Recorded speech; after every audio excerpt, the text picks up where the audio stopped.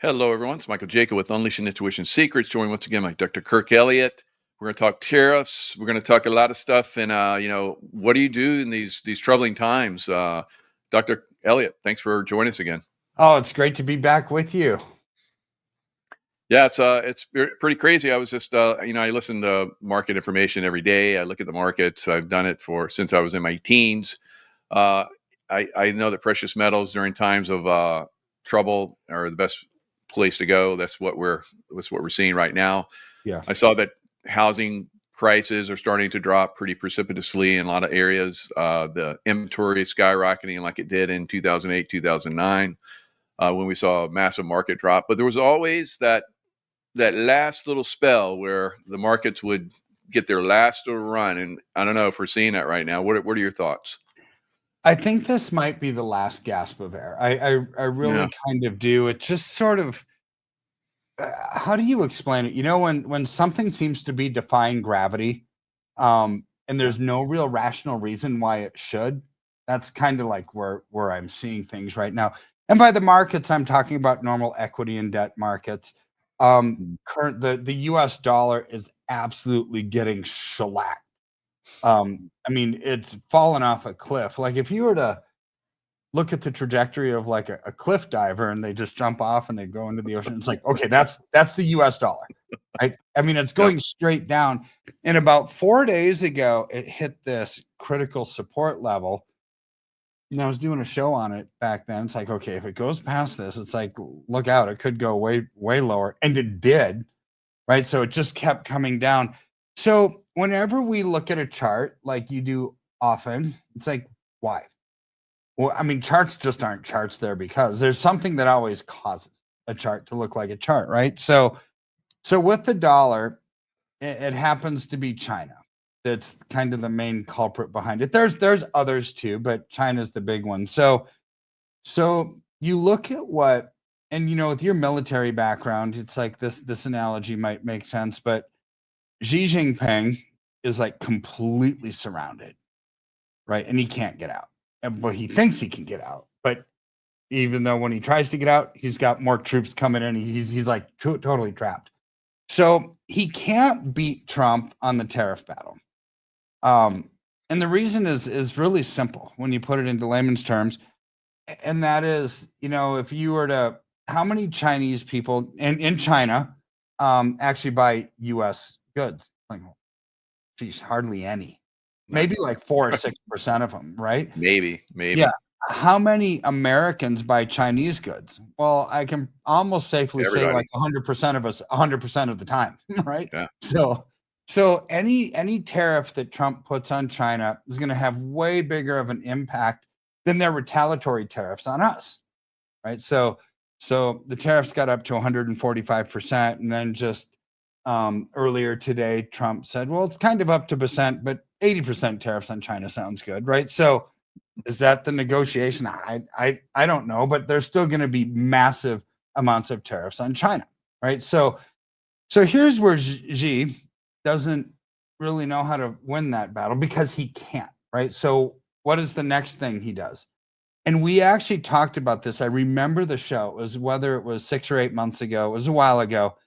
Or we talked about China. The one thing that they could do is start dumping U.S. treasuries if they really wanted to fight against America, because they have almost $1 trillion of them, right? So if they start dumping those on the open market, it's going to destroy the value. It's going to force the U.S. to have to print. They'll have to raise interest rates to slow down that inflation, right? So this is what Xi tries to do. Now, under previous presidential administrations, going all the way back to Reagan, but especially Biden/Kamala Harris, if China would have just trashed the US dollar like they're doing now, the US would be toast, right? Because there would be no mechanism to try to fight against that.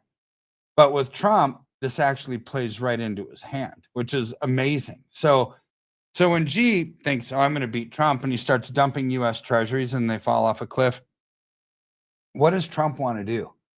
He wants to make America great again. He wants to bring the manufacturing back to America, and jobs follow manufacturing. So that would be but what are they making? It's like anything that they make. If we have a weak dollar, our goods are going to be cheaper all over the world. Right. So here's Trump wanting to bring jobs back, manufacturing stuff. And here's Xi playing right into his hand saying, okay, we're going to dump the US dollar. And Trump's probably going, sweet, look at what's happening. We maintained the reserve currency status. If Harris would have been in, we would have lost that. So we maintained reserve currency, and Xi is weakening the dollar, making our exports cheaper all over the world. And it's a win-win.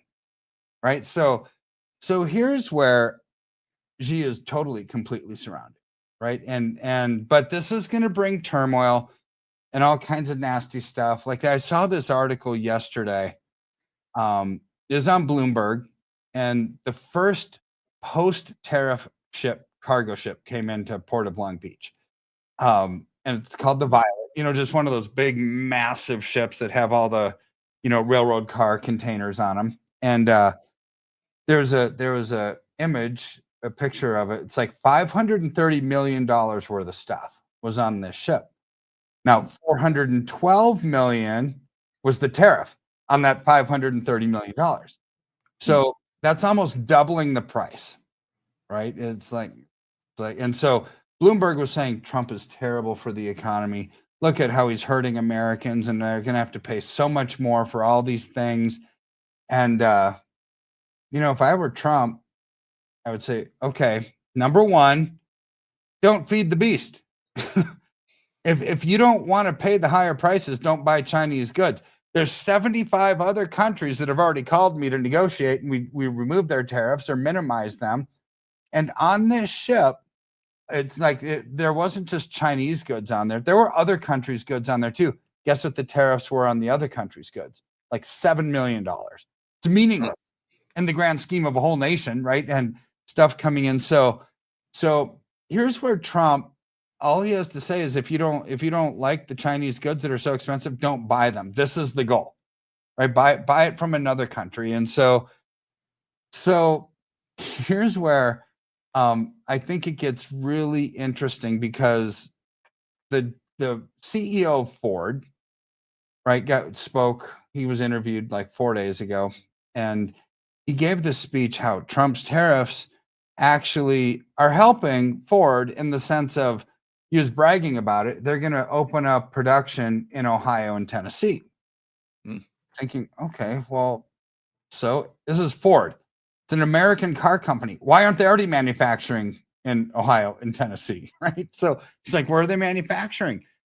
Well, this is where Trump and with the tariffs that he's doing, it's a negotiating tool to even out the playing field. Yeah. Because most of the world's bilateral, multilateral trade agreements have been very detrimental to America and pretty good for the rest of the world, right? So case in point, let's look at NAFTA. So all the capitalists out there, all the proponents of free trade, loved NAFTA when it came around. It's like, wow, we're going to have free trade with Canada, United States, and Mexico, and we're going to be able to compete against Europe and the Eurozone countries, right? Well, it's not what it was all about.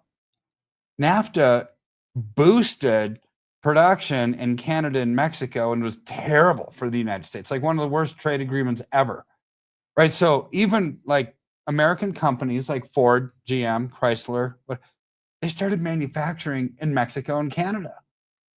So what Trump is saying is like, no, I want the jobs to come back here. I'm evening out this playing field. This is what these tariffs are for. So the CEO of Ford, he continues to yammer on for a while, and he said, now the cars are still going to be more expensive because the problem is we're going to hire people to manufacture here, but the component parts are still really expensive because they're coming from tariff countries. So again, Trump, it's like, well, we're crying out loud, build the component parts here too.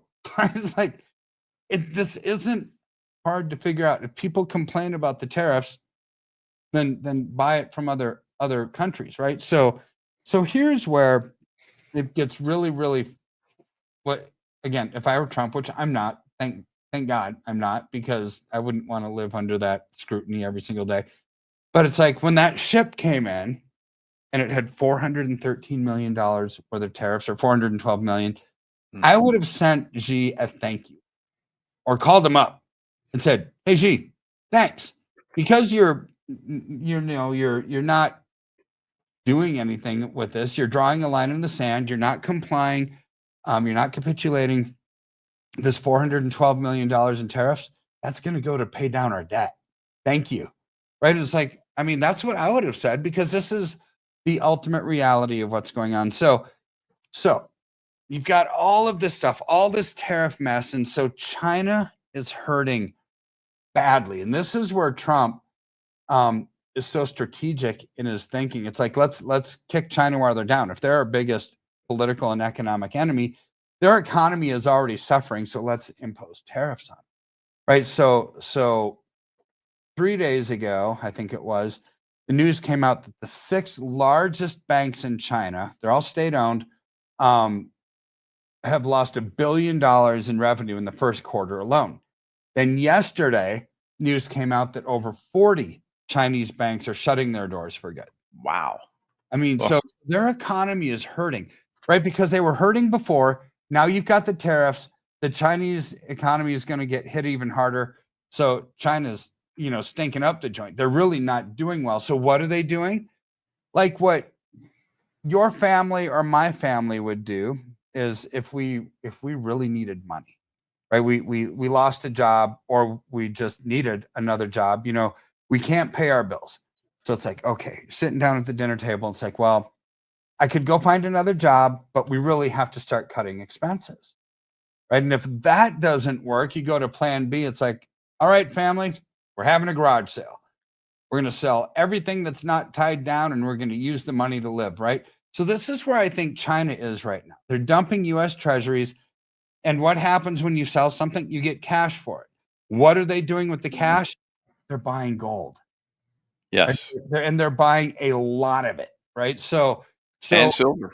And silver. I mean, literally, they're buying both, which is why we've seen gold and silver. Now, I say gold because gold's getting all the media attention. It's getting all the news. Yes. But both gold and silver are going up. Silver over the last 3 years has outpaced gold. Over the last 2 months, gold has outpaced silver. But I don't look at a trend in that 2 months is the trend.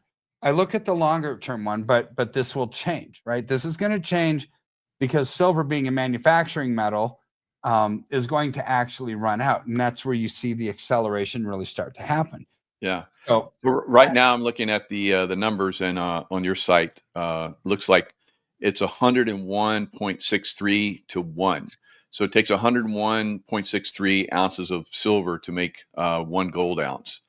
So that's rare in history. And whenever that happens, the turnaround in silver skyrocketing after this is exceptional. So we're looking at a very monumental point in time where silver is really going to take off, like we've been talking about. Yeah, absolutely. I mean, this is near an all-time high in the ratio, which points to buy silver, buy silver, buy silver. Don't buy gold. Now, you wouldn't be wrong if you bought gold. You just wouldn't be optimized. It's not the optimal portfolio. Yes. I mean, they're both doing great. Silver's just doing better. So here's where, when I look at that, there's companies out there that are now starting to try to mimic what we've been saying, Michael. So we've been talking about the ratio trade and how it makes sense. You can't ratio trade premium, right? So if you paid $60, $70, $80 an ounce for silver when silver was 32, because you bought some kind of a commemorative piece, or some kind of Royal Canadian Mint thing that has a picture of wildlife on it, or something stupid, right? It's like, well, boy, this is a limited run, limited edition, and it's worth something more. It's like, no, you have to recover that. There's no, and companies are now sending people letters saying, "Ooh, do the ratio trade," which means they've been listening to Michael and Dr. Kirk talking about the ratio trade, right? And it's like, okay, it doesn't work that way unless you know how much premium you paid over spot. You can't ratio trade something where you have premium. It doesn't work that way. You have to buy bullion low price to maximize your ounces. So I've seen some of these letters, and they're ridiculous, right? One of them said gold's outperforming silver over the last few months. You should sell your gold, or you should sell your silver to go into gold to take advantage of this move. It's like, no, you don't sell your silver when the ratio is at an all-time high. absolute wrong thing to do. Pretty Opposite. much Yep. guaranteed way to lose money. Now, Yep. some people, and I've looked at some of these things. It's like, it kind of makes sense to sell gold to go into silver right now at this ratio, right? But not if you overpaid for your gold. And most of the invoices I've looked at from other places, like, man, you paid 60% over spot for gold. It's like, that's insane. We can't recommend that you do anything. You overpaid for it, right? So these are the kind of things that we look at, and just let the buyer beware, right? People are going to start to try to mimic really good things, which is what we're doing. I mean, we've been shouting this from the rooftops for a few years now, and putting people in the right place, not overcharging, just low cost bullion. That's the only thing you can really ratio trade. But moving forward, I think what's going to happen is you're going to have countries really start to go into both gold and silver, because there's a societal shift that's happening, right? So this was a long time ago, like decades ago, but do you remember the book called The Fourth Turning by Neil Howe? I love that. Yeah. It's really coming to play now. So very interesting. It really is. So people who are not your viewers who are not familiar with it, like every 80 years or so, society does a full 180, right? So you look at, and there's a reason why. It's basically the kids from different generations start to act differently, right? And so you look at World War II, you had those amazing troops that went over and fought the Germans and put their lives on the line. They come back. These are the people of honor and loyalty and work hard, and they put their lives on the line for the country. And it's like, no, we're just going to work and we're going to build a life, And then they had kids. That was the baby boomer generation, right? As they came back from war, they had a bunch of kids. So the kids see the philosophy and the worldview of their parents. It's like, oh, they're kind of hardcore and dogmatic a little bit, maybe a little bit judgmental, and we don't want to work that hard. Well, that was the hippie generation, the free love, the free sex, the free drugs. All of that came from those kids. Basically, was a little bit of rebellion towards their parents. Well, that would be like the Bill Clintons of the world, who are now leading our country, came from that generation. And it's a generation where loyalty and respect and honor were not something that was necessarily adhered by, right? So then the kids of that generation see their parents have this really kind of whacked out worldview, growing up in the hippie generation. And these kids said, well, I don't have any really good role model here. And I'm obviously painting it with a broad brush here, right? It's like, not everybody, so don't throw rotten fruit at me. But overall, those kids say, well, boy, we just are going to be apathetic. My parents never really had rules, and saying, we're just not going to do anything. And then you couple generations of that, and we get to where we are today, where society is crumbling, right? And people are screaming for change, which is why Trump got elected, right? It's the woke agenda has basically come full circle, and people say, boy, something's got to change. We don't trust the government anymore. We don't trust banks. We don't trust this. So in this fourth turning is always accompanied with huge chaos, generally a war, right? But it's a change from the norms of the past. There's a whole new, I don't know, a whole new established system, as everything that we've had before us has been dismantled. Now, this isn't just a U.S. thing. This is a global thing. This is what Neil Howe was actually explaining in an interview a couple of days ago. We've seen this synchronization of these turnings that's turned into a global thing. Now, is Trump the spark that caused this? No. This is a societal thing that takes years and decades to develop. He just happens to be the leader of America while we're having a fourth turning, which is good because we have a strong leader that's going to be in charge, that's not going to let us get run over, right? But this whole rise of a new order that's happening, again, not limited to the United States. This is a global thing. And Trump is a necessary figure in all of this, right? Because he's pushing the populist agenda globally. He's leveling out the playing field. That's going to be the new order moving forward. So I'm stoked about what comes next for America. But the bad thing is that this fourth turning, which according to Neil Howe should start in like 2030. So it's like the birth pains right now coming into that. So we're going to see a lot of turbulence, a lot of turmoil. During that time, this is where gold and silver thrive. It thrives during this kind of stuff. And these are long 80-year plus trends that just play themselves out. We just happen to be alive when it's happening, Michael. Yeah, somebody in the chat was talking about they have 5 years till they retire, and it sounds like that cycle is going to work perfectly for them. And other people are saying they're waiting for you, which I am as well. And a lot of people that have been following you for a long time are us.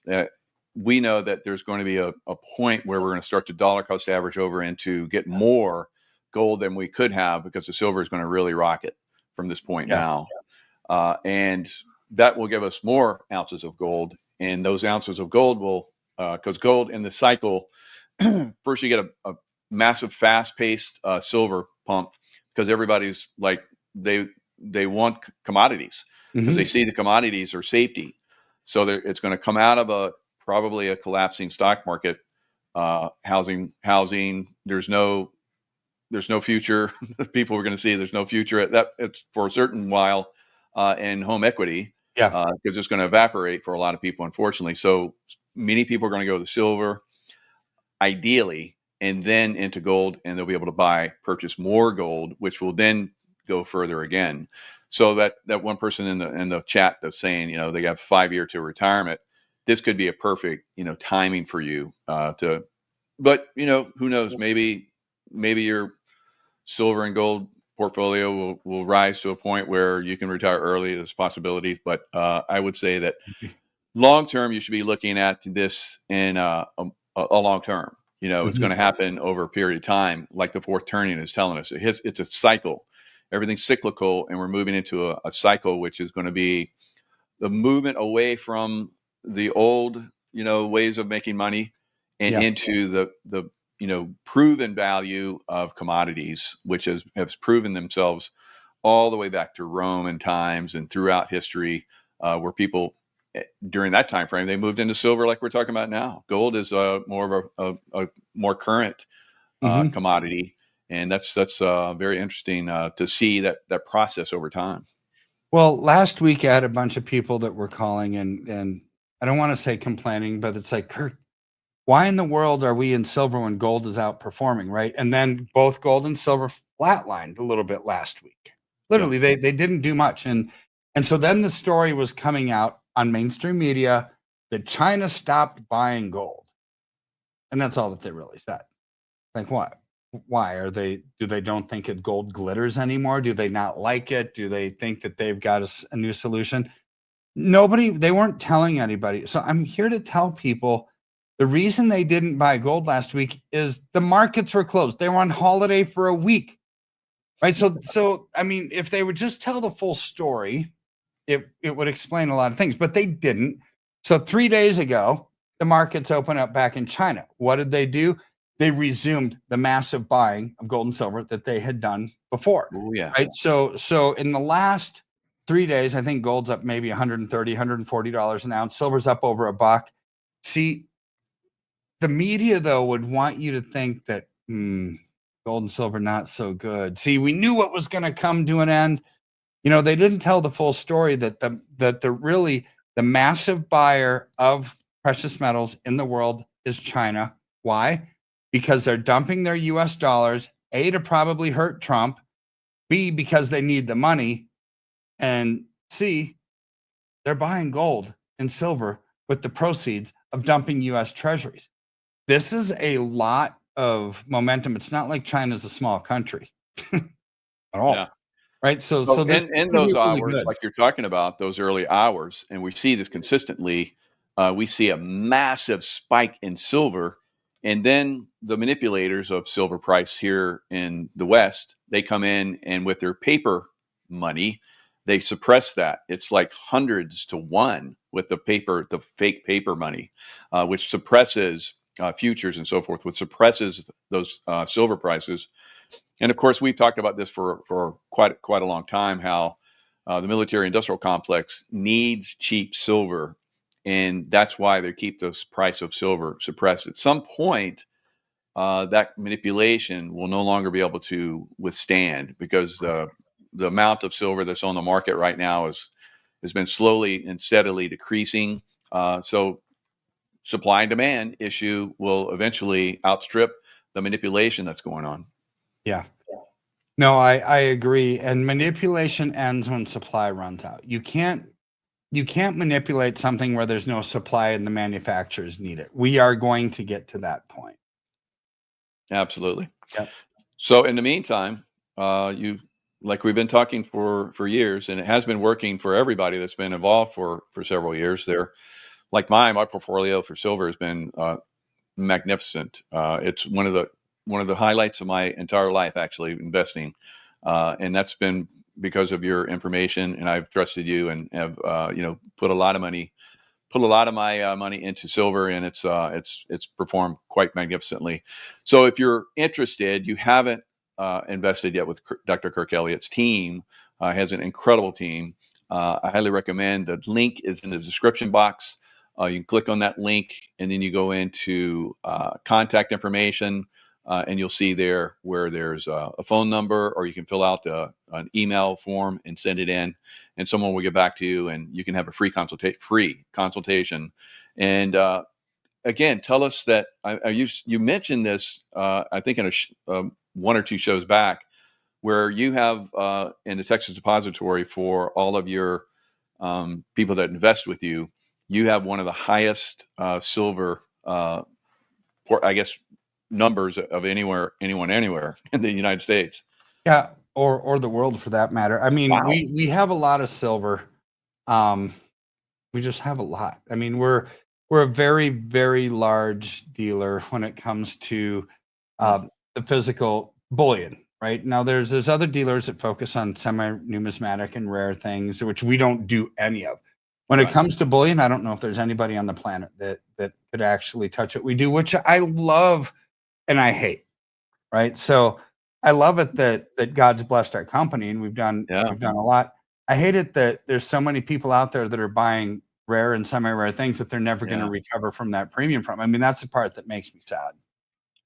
I learned that in the last spike in silver prices. Fortunately, because I'd been buying it at a very low, cost in the beginning. Yeah. My portfolio was very nice when I sold. Yeah. So I made really good profits. But yeah, when you look at if you go do numismatically, you buy from the U.S. Treasury, the mint, which I used to do. It is extremely overpriced. Oh my God! So the best way, like you've taught me, and I've learned the hard way, is that you want to have it in as large a bullion as you can. Yeah, cheaper. I mean, the larger you go in size, the lower the cost per ounce. Yep. Obviously, don't do a 100-ounce bar of silver if you want it for barter. Right. Do just 1 ounce generic refining rounds. I wouldn't do government issued mint. I wouldn't do Eagles or Maple Leafs or Krugerrands or anything like that. Just do generic 1 ounce refining rounds for barter. And if you're going to store it, get the largest size that you can, which right now we do 100-ounce bars. Or you can do 10-ounce bars if you have a smaller account, right? But definitely go with the bar size. The difference in cost is not an awful lot, but every penny matters to me, right? And the difference in cost is simply because of manufacturing. It takes less to actually make a 100-ounce bar than it does a 10-ounce bar. Because you think about it, you have to do the mold or the mint press like 10 times on a 10-ounce bar to get a 100-ounce bar. I mean, it's just cheaper the larger you go in size. Yeah. And I love what you have on the site. You say, we are dedicated to understanding your dreams and goals, formulating a plan to safeguard your paper assets, which are dwindling, as you talked about, in value, using affordable silver and gold bullion bars and coins with minimal premiums and commissions. Yeah. So that's why you have one of the largest, silver depositories in the world. That's incredible. So absolutely amazing. So Awesome. thank you so much for all you share, all you do. We all appreciate you, and have a great weekend. Enjoy the warming weather out there in Denver. Thank you. We will, and you be blessed too. Thank you very much.